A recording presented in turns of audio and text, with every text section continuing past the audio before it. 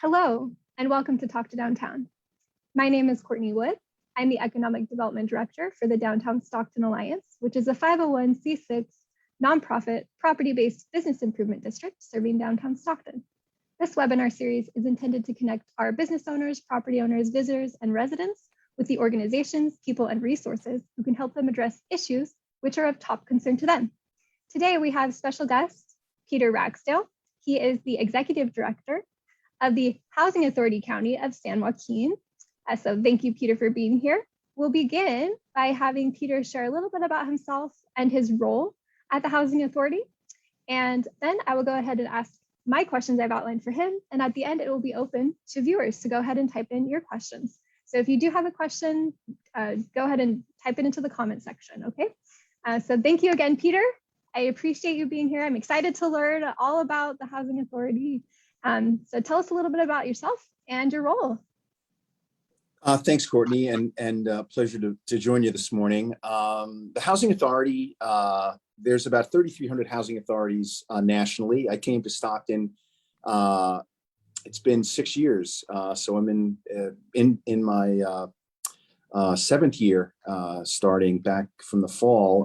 And if you want to work in affordable housing, California is absolutely the most impacted place to have these conversations. And I spent a career working in affordable housing, which is embarrassingly closing in on 30 years. And I really felt that there was an opportunity to be impactful, in this community. We have so much need, across so many segments of housing. It's interesting that we talk about affordability, but if we're honest, as Californians in San Joaquin County and then specifically Stockton, that we need housing of every type. There's a need for multifamily of every price range.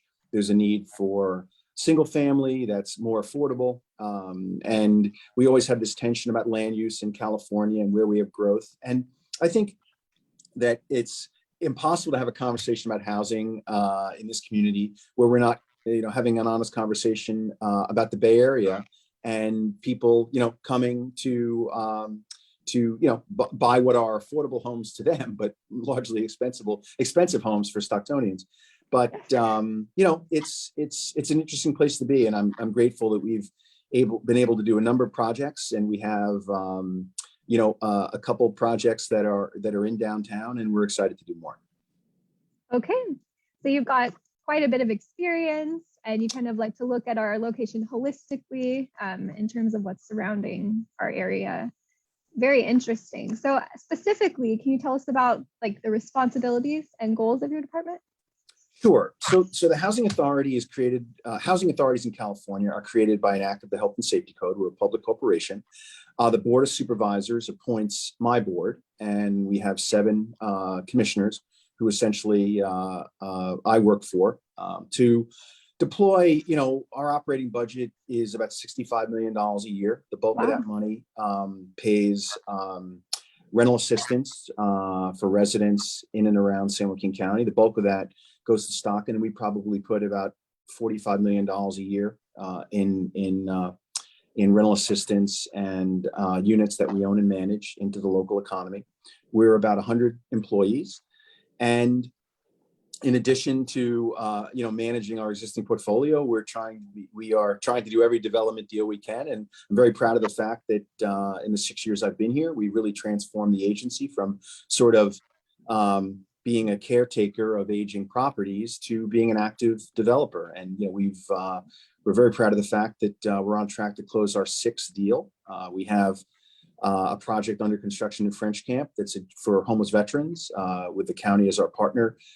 That's obviously adjacent to the hospital or the CBO, the community outpatient clinic that is being built, where there's that natural nexus of housing and healthcare. And we have a project that's closing this in April that is just south of the 4, adjacent to our old offices, our old administrative offices that we converted to multifamily housing. So we're going to take another existing building and do adaptive reuse and add a 3-story new construction. So then it'll be an additional 39 units of housing in partnership with the county. And, I just think that we're proud of the fact that we've brought a couple $100 million of development in these last few years to San Joaquin County. That has an economic multiplier. We're proud that we've really been able to work with existing partners in the community, as well as do some transactions ourselves. So we just feel that we have an opportunity to do some things that are unique, and we need all the housing we can get. So I'm very proud of the work. And I was very fortunate. There were some people that were working at the Housing Authority for years that are talented and really have an opportunity and an ability to stand up projects. And I just felt that I brought a little bit of a push to get the agency on the right track in terms of producing apartments. Amazing. Those are some amazing projects. Thank you. Yeah, it's exciting to hear what you're doing all over the county and in downtown specifically as well. So from what you were just sharing, it sounds like you oversee rental assistance programs, and then also you have units that you manage. We do. Are there any other programs that you are running? So we also are working in homelessness, and we have some special needs programs around the homeless. So there's a component of what we do that is just simply affordable. Then we have some programs that are for people that have disabilities. Again, we mentioned homeless veterans. So we're sort of really looking to find those thought partners and the leverage of people that also have resources around this issue, where we do what we're good at, which is owning and managing and developing real estate. But we have service providers that, there's an honest discussion about, the national conversation around housing first. There's an honest discussion to be had around sheltering. There's an honest discussion about lots of solutions to, lack of affordability. And I think what we're trying to do is to at least be a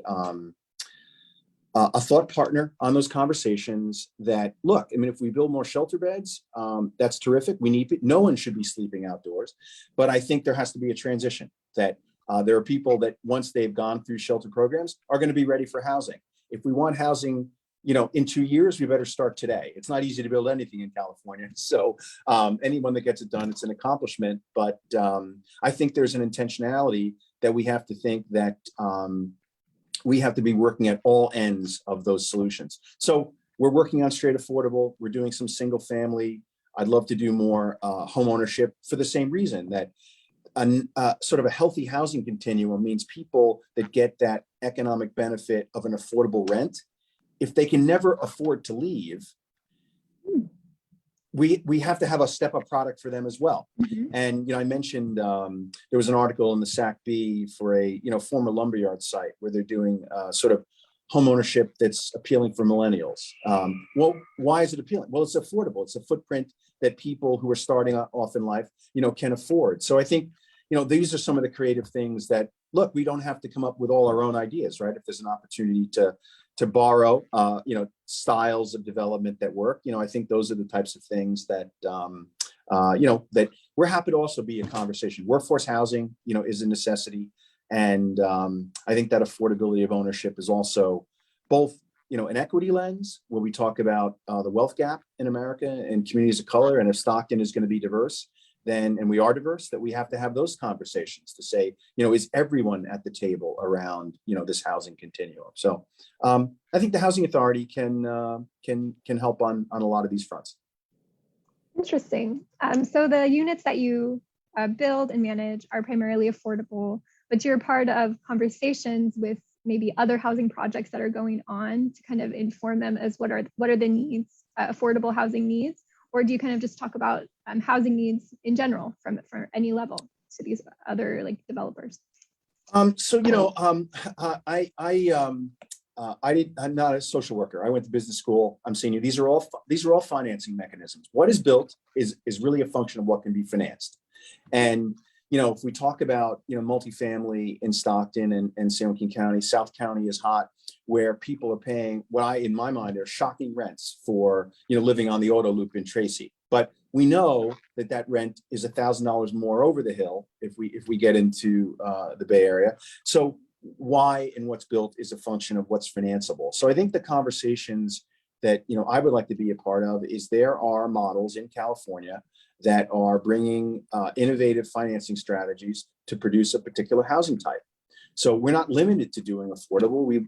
Again, there are certainly opportunities to do mixed income communities where there's an opportunity to serve a broad range of incomes. And if we're candid, we have a broad range of incomes in our community.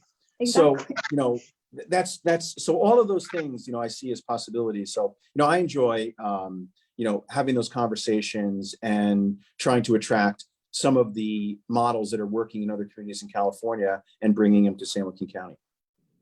Okay. Thank you.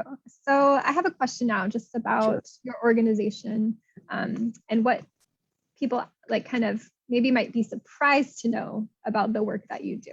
Is there anything that would kind of shock or surprise people, or maybe they don't understand a certain aspect of your organization? Well, I think one of the things I would say that I would want people to know, and that if we are thinking about doing things that are innovative, is that there is unprecedented resources in the system. When I got here, we sort of had this hand-wringing exercise of, how will we do X, Y, and Z because there was no money. Well, there's money. The state has, put unprecedented resources into housing.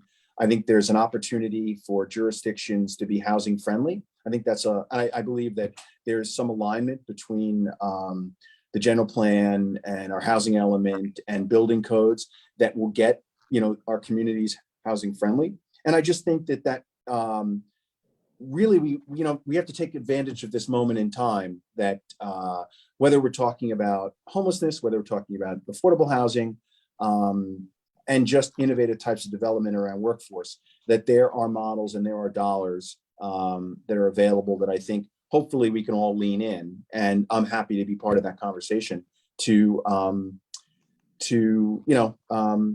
the needle. And we talked about this quickly when we hopped on the call, was that, COG has recently released our updated RHNA numbers, our regional housing needs analysis. And we had a previous 10-year period where we only met a fraction. And that's RHNA numbers, which contemplates all income types. Didn't meet our RHNA numbers, not even close, like lots of communities in California. The new number is larger for the prospective coming 8 years. So they're cumulative, right? You didn't meet your last one. The new one is bigger. So, unless there's something that changes, our housing needs, continue to be unmet. And, I think there's consequences for people that work every day, that are struggling with the amount of rent that they pay. I think that has impacts on their kids' education and quality of life. So I think these are all things that, again, there has to be some intentionality to start to change. And again, we can't control that you have folks that can afford housing that's being built in Stockton and San Joaquin County and we can't blame builders that are catering to a market that there's demand for. Again, we look at what's being built and where it's being built. I would love to know, I don't have the statistics, but I would love to know, really what the percentage of out-of-town buyers are coming in versus, what is traded, among people that have moved here. Yeah. So, but, again, we have a county footprint. I also mentioned that we're really interested in doing senior housing. The gray tidal wave is coming as I look in the mirror, and that, it's unavoidable. We're all going to be there. So I think, affordable senior housing, I think is also very important. And, I wonder that if we had more senior options, market rate, affordable, that some of the real estate that may be underutilized, or, older neighborhoods where there's an opportunity to have that turnover of housing for young families, buying from people that have opportunities to downsize and get back into a footprint where they're not maintaining a house. I mean, these are all things that I think, are conversations that we could be having. Excellent. So you shared a little bit about the state of housing and that we currently have unmet needs. What else can you share about the current kind of state of housing in our county and in Stockton more specifically? What exactly are we short on, or how are rent rates impacting housing for people? What's going on? Can you tell us a little bit about that?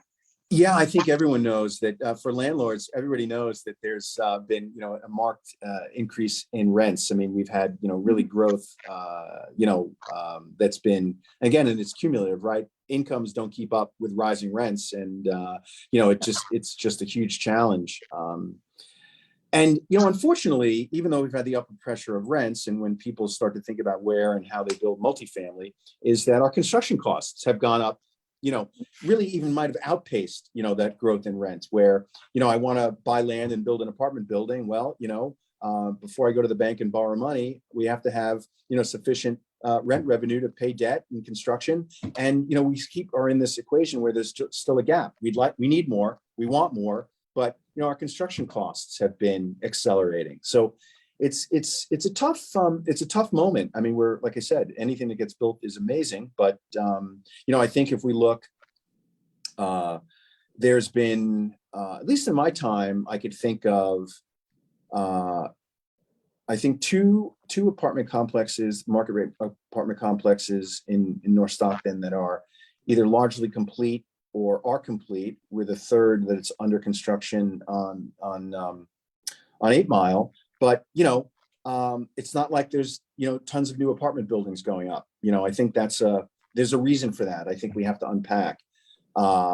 South County, again, there's been some development in multifamily, but I think the growth in San Joaquin counties is largely single family, and the market demands that. And we're capitalists, and we can't blame the market for building what people want to buy.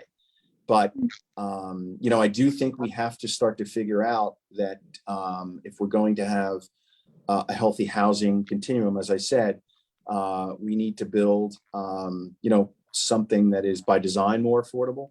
I think we have to try and do more infill and bring amenities to communities. And as I said to you, I love the article in the SAC-B about this downtown project that has home ownership for people really, and millennials they were talking about, and millennials from communities of color, where they're not going to be lifelong renters. They say, well, gee, I contemplated renting in downtown, but here's an option for me. And I think that brings an energy, and I think those are models that we have to sort of, intentionally copy if we can. So, I wish the answer wasn't we need more of everything, but we do. There's no question that single family buyers are competing. We know this. There are a lot of people that are just priced out of home ownership, and it's a hot market, and it's good. It's good because it spurs units coming online. But I do think we have to have an honest conversation around affordable by design, more multifamily, and then as is on everyone's mind, we need more permanent supportive housing for people that need it. I mean, we can argue, I think about this all the time, is we can argue, about the causes of homelessness. We can argue about whose responsibility it is to fix it. But meanwhile, there are resources from the state that we should get our fair share. I mean, I think we can play the, who should be doing it, where it should be done. But I think if we don't compete to get our fair share of the pie, I think we're missing out. So I think that's a conversation that is not just downtown Stockton. It's not just the city of Stockton. I think it's every city and jurisdiction in this community to say everyone has to take a share of this problem about a lack of affordability and supportive housing. And I think ultimately that will be the thing that tips to where there's a visible difference in the unsheltered homeless in our community. Okay, so I'd like to touch on two things that you mentioned. So the first was about the extraordinary costs that there have kind of been added on to construction materials. Is that something that you feel is a direct cause of the pandemic, or do you think it's something that had been happening for years prior to that? Well, I think it's a couple of things. I think the pandemic, I'll use lumber as an example. There was a huge lumber spike because during COVID, mills shut down, there was a lack of production. Then all of a sudden, things start heat back up and everybody wants wood and it isn't available. So then, it spikes, on an unprecedented level where, and I guess this is probably true whether you're talking about market rate or affordable, but in an affordable transaction, we raise a certain amount of money to build our project. And if there's a 20% increase in the cost of lumber, the project may not be able to absorb that. At which point, do we delay? Do we try and go back to our partners? I mean, there's just not an unlimited amount of money. So I think we absolutely have been the victim of rising construction costs. That's both commodities, that's doors, windows, wood, shingle. I mean, whatever you pick, it's all being more expensive. Appliances. I mean, you go right on down the line. And then we're saying, well, gee, now we're ready and we need kitchen appliances. They're not available. And we're on the clock to finish this project. The state and the feds don't say, hey, here's some money for an affordable housing project, and finish it in 5 years. There's a very prescriptive process we have to follow. And it's challenging. We're making guarantees. There's financial teeth in performing. So yes, it is challenging, and I would even argue for the market rate folks that look, they have to go. They're borrowing money. If costs go up and rents don't, that doesn't work for them either. We're all subject to these same sort of levers about how things get built and how they're financed. So. And then certainly, there have to be renters that want the units and can pay rent. We're all, if the perception is that even people that are getting rent supports, everyone's paying rent. There's no freebies. Everyone, it may be income based, but I'm saying to you, everyone has skin in the game. So housing's precious. I mean, of the 1,300 units that we touch. Our eviction rate is very low. We work with people. We want to be a housing agency and not a displacing agency, but everyone pays rent. If they don't pay rent, they don't maintain the unit. We do what everybody else does. We have to fight about it. So I think that's an important takeaway, that housing is precious. And I think the vast majority of people really understand that, but yeah, challenging with COVID in terms of costs, and it continues to be challenging. Okay, and are there any other effects that you feel the pandemic has had on housing for us in this community? I think we have workforce challenges. I'm saying, I think it's ironic that, again, we have a workforce that, leaves this community every day and drives over the Altamont. I think we compete with wages in the Bay Area for trades. I think that because there's such a demand for housing, I think that the skilled trades, and I understand, are going to lag the market, right? If everyone needs electricians, well, people will opt into that field, but it doesn't mean they're available right when we need them. So I think the other pressure of costs has been labor. So, and there are people that have obviously been challenged by COVID, and there are people that are deeply impacted. So I think, between the commodities and labor, hasn't been easy. Okay. That makes a lot of sense about the wage competitions for the trades. I do understand that. So I would like to now kind of touch back on what you were saying about homelessness. You were sharing about, we kind of just need more affordable units, and you guys have, I believe you said 1,300 units that you guys currently in total, the entire portfolio. Yes. Perfect. So what else does your organization do to kind of either help prevent people from becoming homeless or to help address homelessness that already exists? Well, the thing that we're doing primarily, is again trying to track some of those resources that the state is putting out for develop more housing.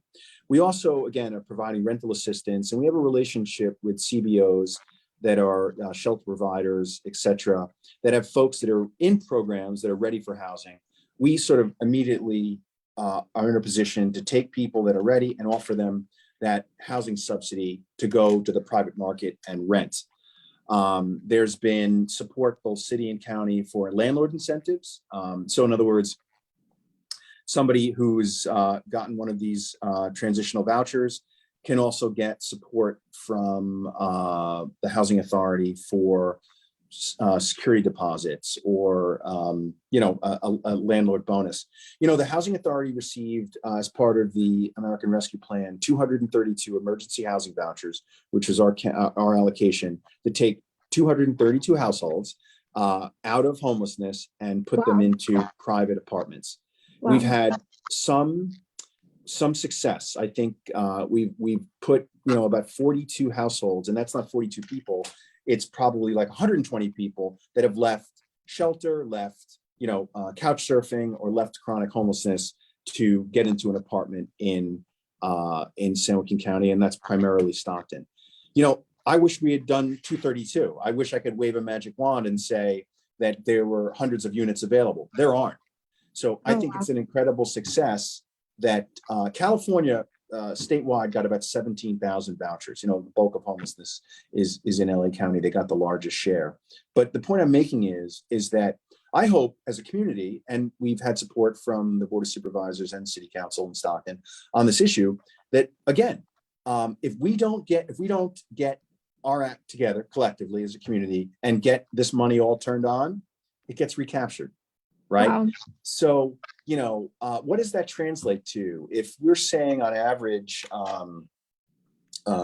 just in terms of dollars and cents, if I were to say in a year, if we got them all turned on, that's almost $2.8 million in rental assistance. We don't want to forgo that opportunity. I mean, and it is cumulative, right? So if we don't get it, somebody else will. And I think that is true largely with the tax dollars that we pay. California sends more money to Washington than we get back. And I think San Joaquin County has to make sure that any money we send to Sacramento, we get back. So, those are, I think, the opportunities that we have to make sure that we're taking full advantage of. But as an idea, we've hired 2 housing navigators that, are plugged into the apartment community.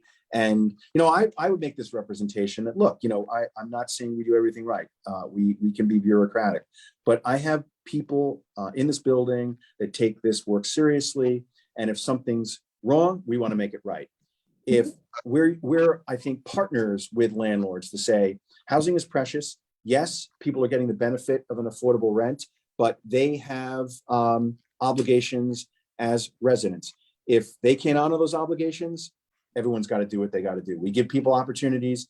We can't save people from bad decision making. We can give second chances, but I'm saying to you, we stand behind that landlord to make sure that if they take a voucher person, the housing authority is their partner, so that everybody, is a good actor in that relationship. So that's very important to me. And we're available, and we want to be responsive to our rental community that, we want to make sure things go well. Okay.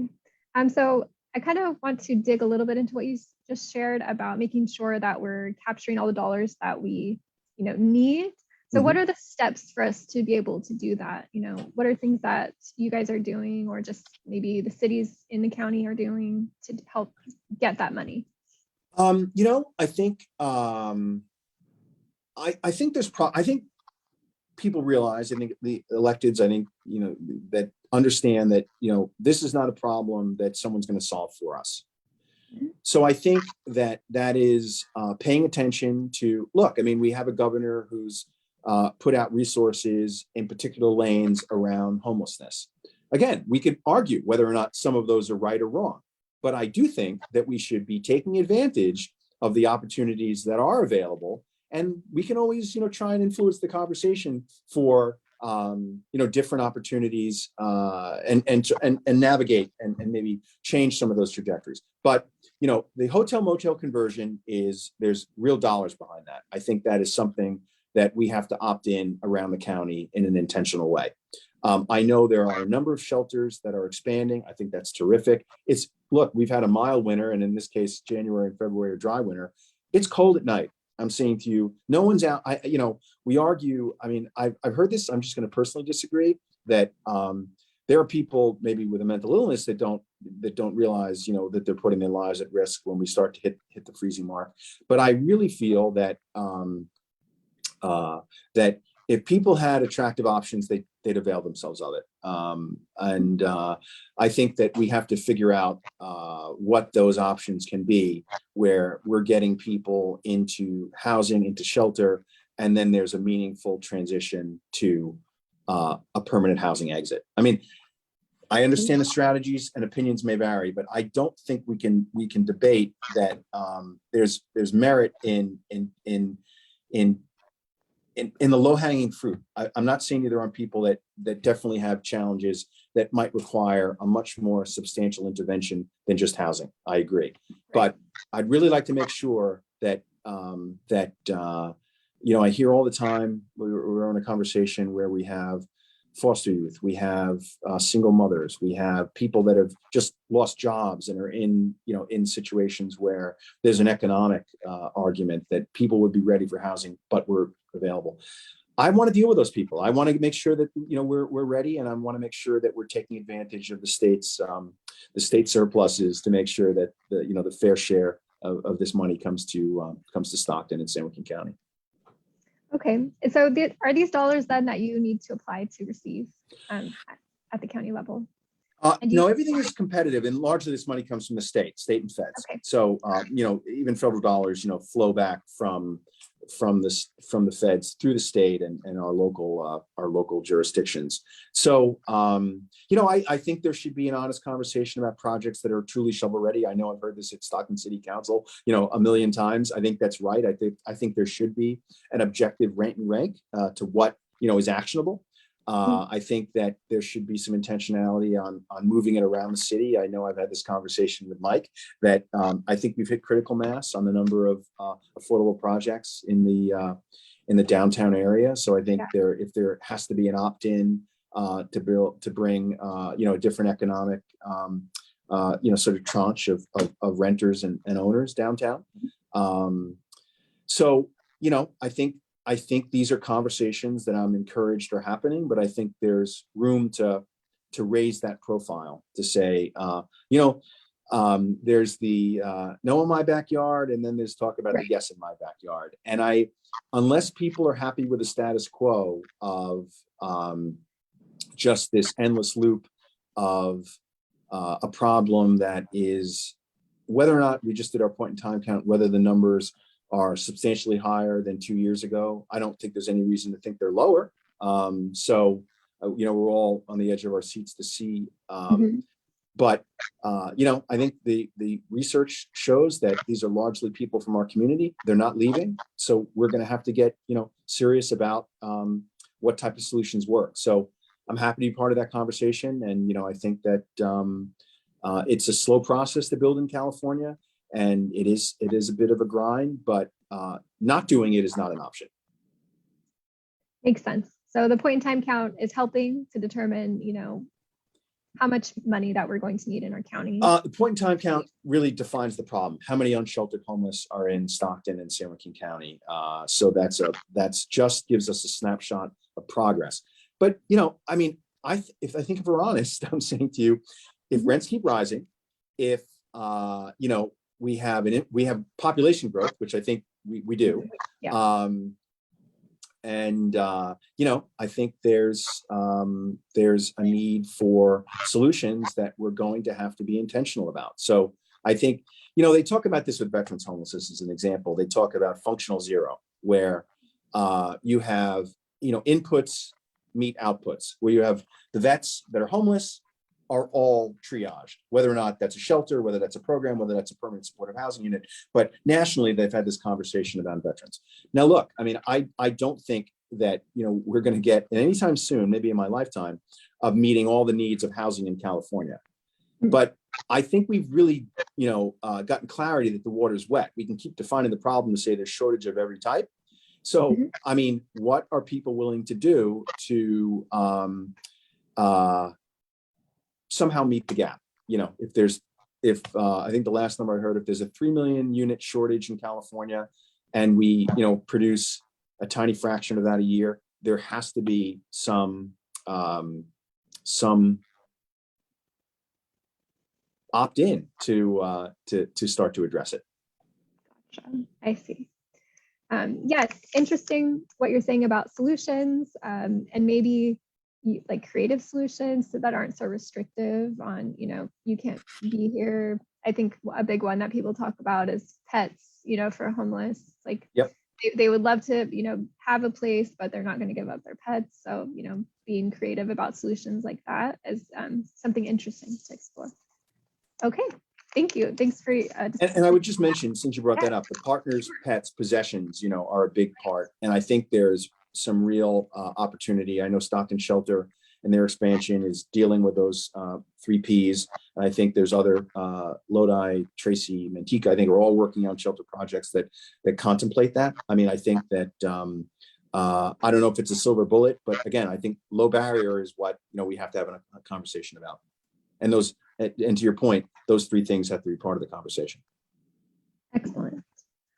Okay, so now that you've talked a little bit about, you've mentioned the voucher program, but can you share a little bit more about the affordable housing application and the waiting list? How can people apply if they do need these types of vouchers, and who qualifies?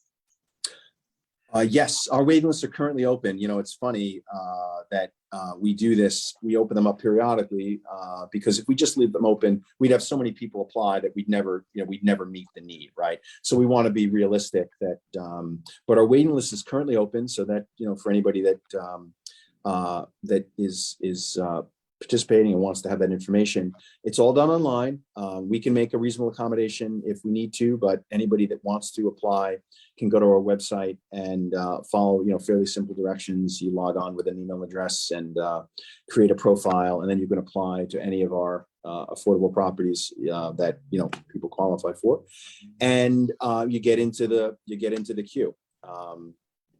I would love to say that the waiting times are short. Needless to say, they're not.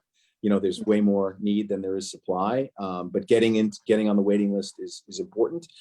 As I said to you, some of the homeless initiatives, we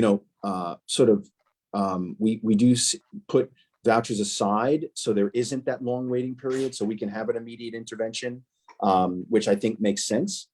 So, we people that are ready to opt into housing, we want to make sure we can at least get some people out of the shelter programs and get people into units. And I think what's really successful, and this has proven to be the case, is folks that we just issue a voucher to go find an apartment on their own, don't have, in many cases, tremendous success. Probably about, at this point, maybe 30 to 40% of the people actually who are issued a voucher wind up finding a unit and leasing up on their own.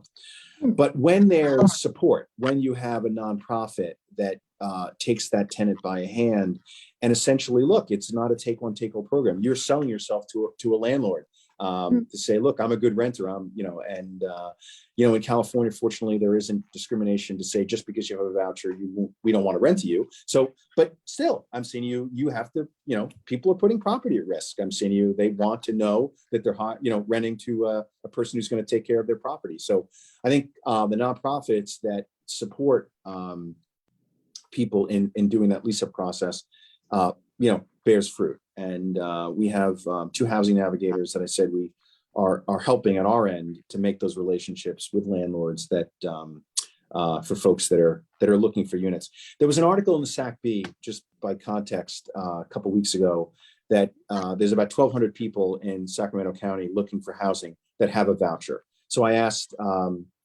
Karina Lane, who's our director of housing programs, what our number is, and we're about 800.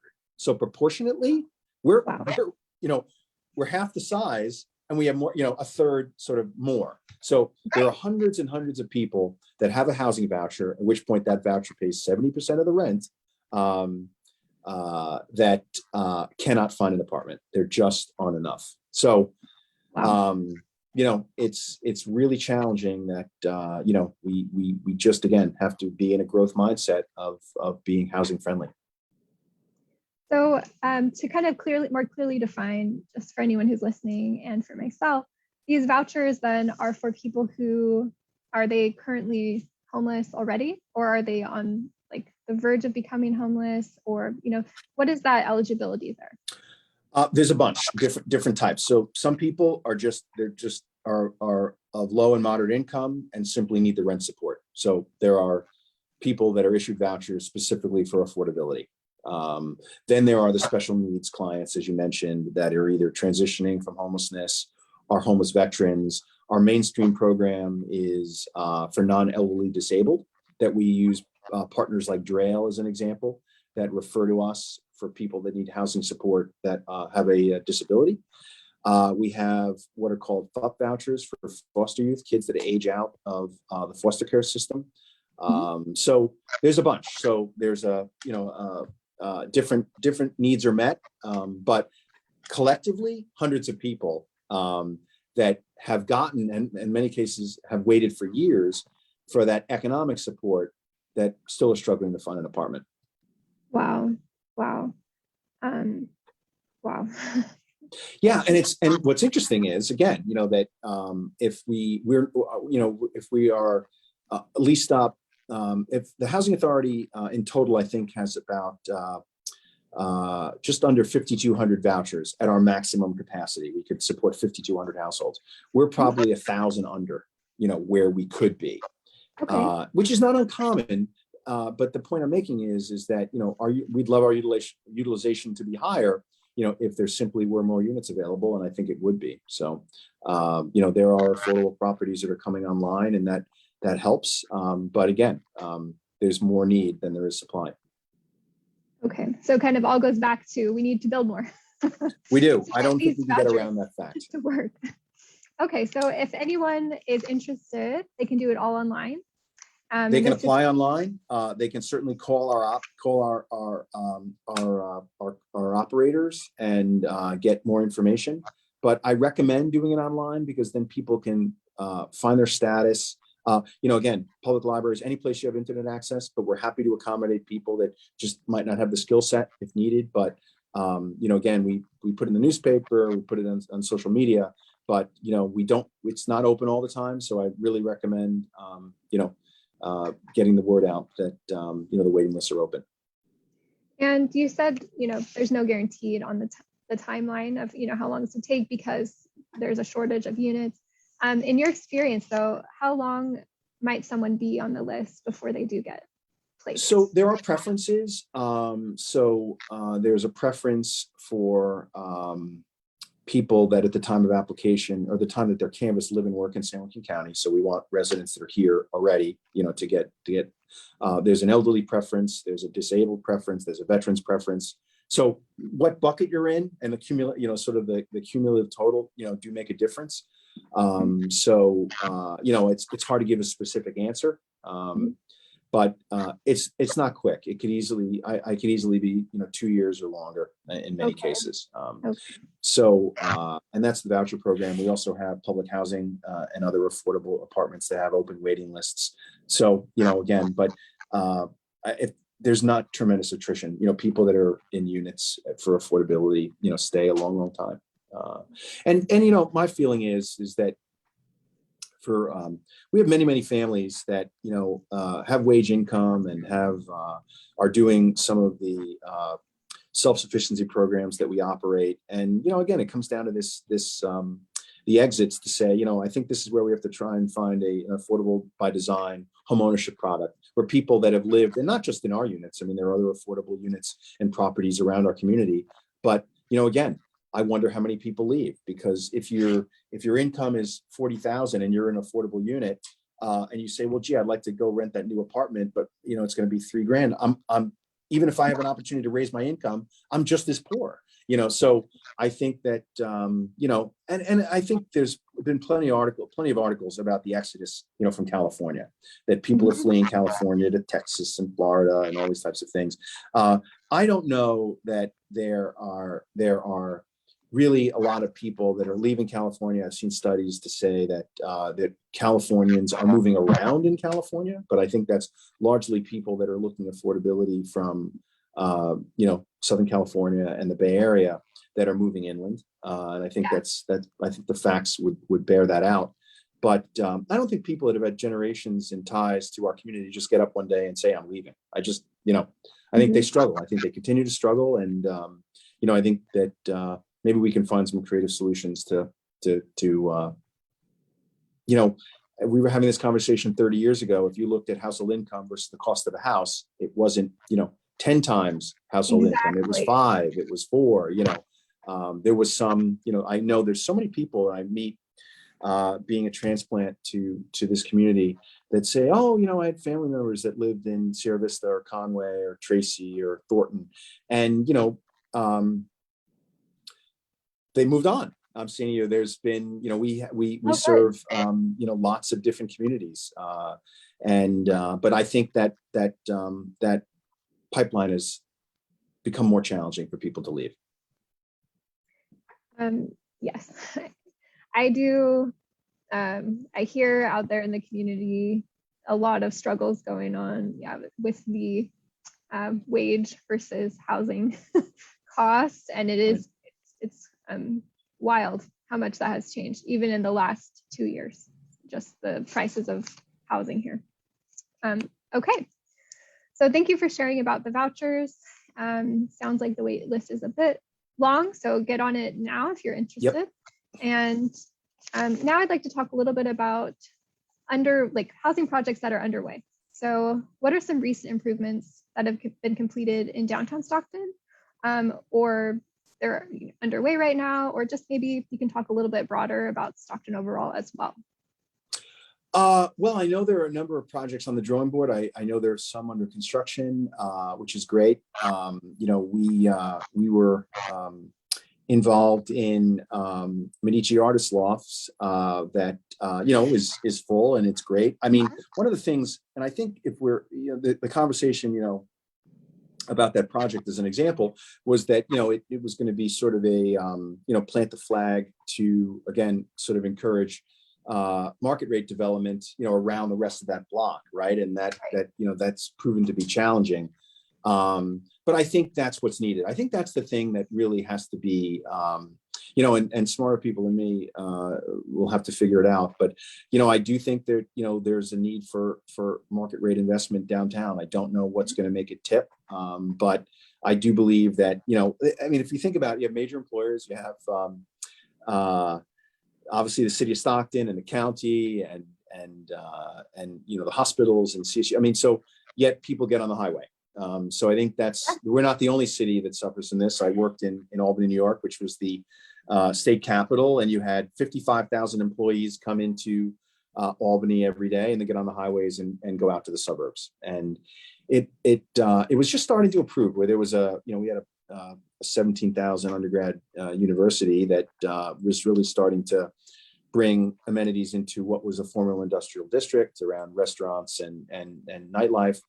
And really with some of the same concerns about, you know, the aspect of safety and all those types of things, but it had started to improve, and older buildings were getting, you know, slowly rehabbed and turned into a more downtown neighborhood. And, you know, I think the Bearpaw folks should be commended. I mean, I think that's the model, where you have existing buildings that can be repurposed. So I think, you know, if they're doing 60, we need more like 600. But I think it's, you know, it's someone, we have to keep planting those flags. And I think that there really needs to be a diversity in housing type downtown. And I think that would support, you know, the local businesses that whether that's shopping and restaurant and retail. I mean, I think, you know, it can't just be between 9 and 5, you know, as we talked about. So, you know, from my perspective, you know, I don't know if that's a bond issue. I don't know what brings some of that infrastructure to lower the cost of bringing, you know, those types of investments downtown. But I'm hoping there's conversations around models that have really sparked downtown revitalization. Look, I mean, everybody knows the bankruptcy story. I wasn't here for it, but I mean, that this was going to be, you know, a way to revitalize, you know, downtown. But I think just because it didn't work out perfectly the first time is no reason not to try something else. I mean, again, what's the alternative? I'm saying you, the status quo, I think we all agree the status quo is not acceptable. So, you know, whatever the next big thing is, I think we have to chase. Okay. And for the Medici Lofts, what role did your organization play in like getting that project going? We provided part of the financing. We were a development partner in that project. Those are we provide rental subsidy to that building. So yeah, you know, that was we were partners in that project, which means you know, again, as you develop experience, it allows us to apply for financing again. You know, housing. We were late adopters. I worked. There are agencies, housing authorities that are phenomenal affordable developers. We compete against some of them, you know, down the valley. So, you know, again, we want to bring, you know, our resources and talent to produce as many units as we can. And as I said, I think we're about to close our 6th transaction this spring, which, you is going to, we're, I think over to date, over 400 units. And again, I keep saying the same thing. If we did 400, we could use 4,000, but it's a process. And, Yes. we're going to keep banging the drum to do everything we can to compete for these resources. We compete from San Joaquin County down to Kern County. And I love to tell people this, but if we don't win, it's not if the money's going to be spent, it's only a question of where it's going to be spent. So, we're happy to be bringing, some of those dollars to San Joaquin County. Yeah, that's amazing. And I know you completed recently the projects off of the 4 as well, correct? Yes, our old administrative offices. Yeah, Yes. They've been up now for probably, it's got to be 2 years. I mean, we completed the second phase. We did have a ribbon cutting last year on the second building, but those are clients. We work in partnership with behavioral health, and and Mike and I have had this conversation that look, we have to triage folks in our community that have mental health challenges. Yeah. And look, I mean, I don't think there's any argument that our service providers at the county are going to be more effective if community, the population they're working with have stable, affordable housing. Right. And it really was an underutilized asset. I mean, we had a building that we had outgrown, renovating it for more office space. There's plenty of available office space, in Stockton. So converting it to housing, really made a lot of sense. And it's a great project. I'm proud of it. And we were also the general contractor on that job, and we have a general contractor on staff. And it was on a per door basis, very, very, very, very affordable. So, everyone has a narrative, why is affordable so expensive to build? We can't go and get a single source of financing. We typically have 3, 4, 5 to make a deal work. We pay wage rates, which means the state of California or the Fed set a wage rate. If you're a carpenter, you make $70 an hour. I mean, now look, somebody might say, oh my God, I can't believe people make that kind of money. That buys food, that buys sneakers, that buys backpacks. And that money, is in pockets of business owners and their employees. So again, we can sort of complain as to why it's so expensive, but I don't think we want to not compete, right? Mm-hmm. That if there are programs that require us to pay wage rates, I say we do it. It's not a question. Some of the HCD programs that are funded through a bond issue will sunset this year. So, there's a conversation in Sacramento about the next source of affordable housing dollars. But, the Victory Gardens project has $6.8 million from the state called the Veterans Homeless Housing Program. It's the first award in San Joaquin County. There was 350, I want to say it was a $350 million program, and we are getting our first award. I'm seeing you there, again, we look at the Bay Area or LA, I mean, other than Victory Gardens, everything else went to Southern California or the Bay Area. Wow. So again, we have to make sure we're getting our slice of the pie. And I just think that we're proud of the fact that we're bringing, no one's going to argue about, supporting veterans, but I'm just using that as an example to say anything we can pursue, I think we should. Awesome. Yes, those are amazing projects. And thank you for being involved in that. So for the future, what do you see in the future for the County of San Joaquin in terms of housing, either in terms of projects or just in terms of the market? Like, what do you see in the next few years that might affect the county and downtown Stockton?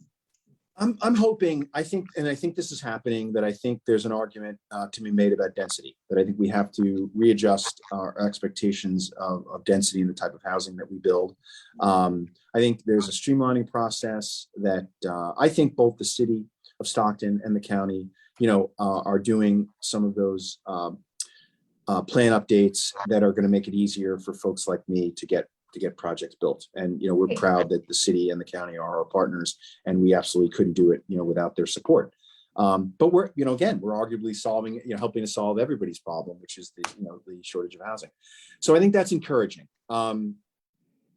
I wonder, I mean, this is my personal opinion. I'm incredibly optimistic about, I think it's good and bad. I think the Tri-Valley Rail, I think it's transformative for San Joaquin County. I think, if you drive by BART in Dublin, I mean, you see the type of housing that's adjacent to transit. I mean, there's a reason that people want to live there, and there's a reason that you have density, apartment density, because density brings amenities like supermarkets and restaurants and shopping. So I'd like to think that that's going to have a good impact on our county. I'd love to see it where, look, it takes some of the congestion. We have an environmental benefit. I think it makes property more valuable, but I also think it makes that density makes it more affordable in some respects, that we're not adding infrastructure every single time we stick a shovel in the ground. So maybe there's an opportunity to increase density, get a little more vertical, and sort of mirror some of the growth we see in our surrounding communities. That's certainly happening in Sacramento. Every time I'm up there, you see those 5-6 story condo or apartments going up all over downtown, and I guarantee you whatever they're building was far more dense than anything they were knocking down. So I think that's smart growth, and I think that hopefully some of the transit improvements might bring some of that our way. All right, awesome. So we're wrapping up now with the list of questions I had for you. My last question for you before we ask some of the viewer questions is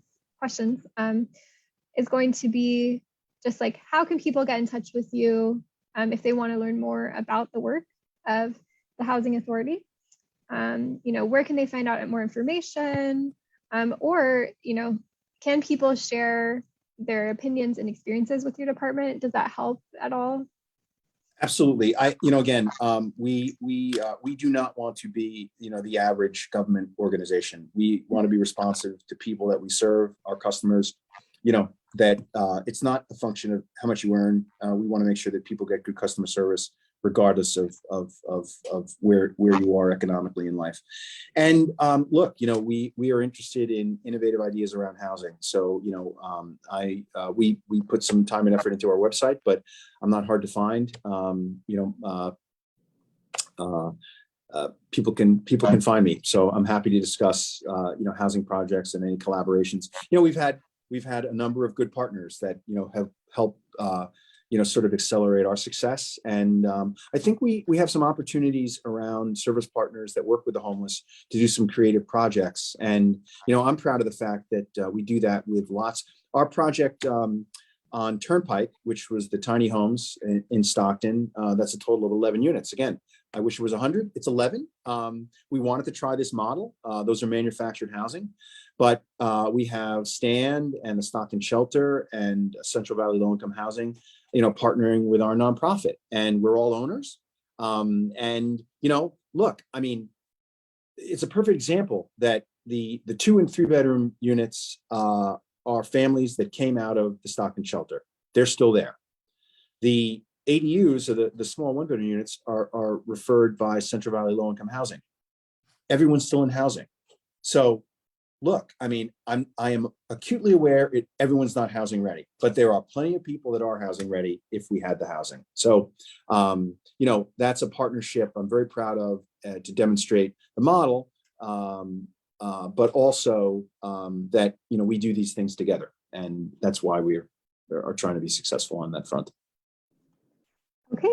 And so as far as, being able to reach out to you, is it just the Housing Authority website? Is there a specific phone number I can share with people? Sure.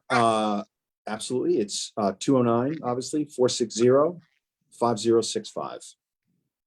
Okay, perfect. Thank you so much. You bet. And thank you for answering all of my questions. I hope I did. I feel like we could have talked for another hour. And I have a couple of questions from the viewers. Are you ready? Yep. All right. The first question, it's from Michael Huber. So he says, hi, Peter. He's asking, you have done some great things since you took over the Housing Authority. What do you have planned in the near future? So you kind of talked about what you see in the future. I think maybe he's looking for specific projects. Can you mention a couple? Yep, we're actively looking for home key. I think we are looking to do a hotel motel conversion, so that is in process.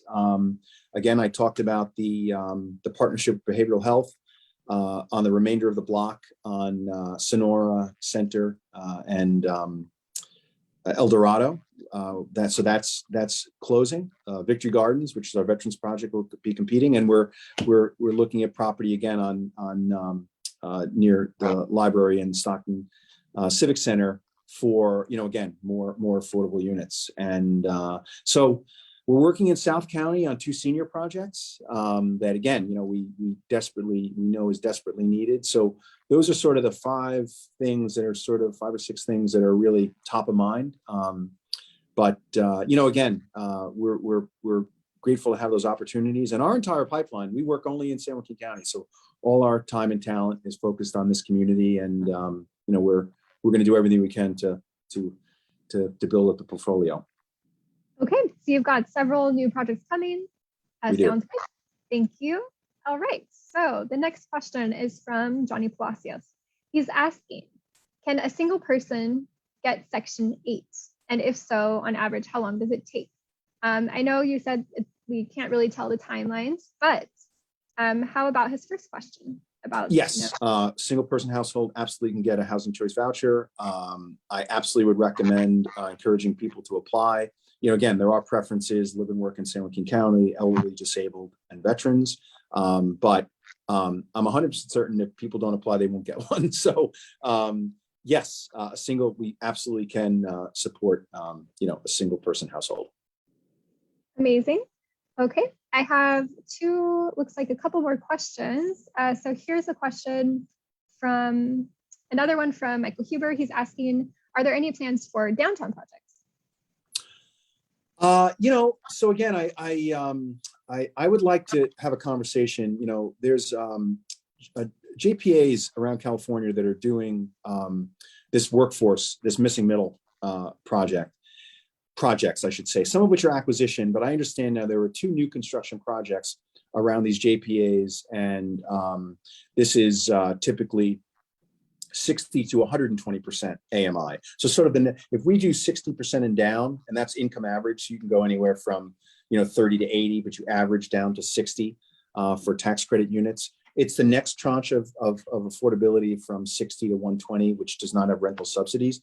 I think we should be looking at projects that are part of these part of the California bond issue around these joint power authorities. I think there's got to be an opportunity either to acquire and do adaptive reuse or do new construction. So I think that's something that we're interested in. And I sit on a board of a project that's going on in Merced around UC Merced. So I think it's a model I think we should be looking at around a workforce. And I'd love to see if that could happen in the downtown setting. That would be amazing to have workforce housing here. Awesome. Okay, two more questions. This one's from Adam Cheshire.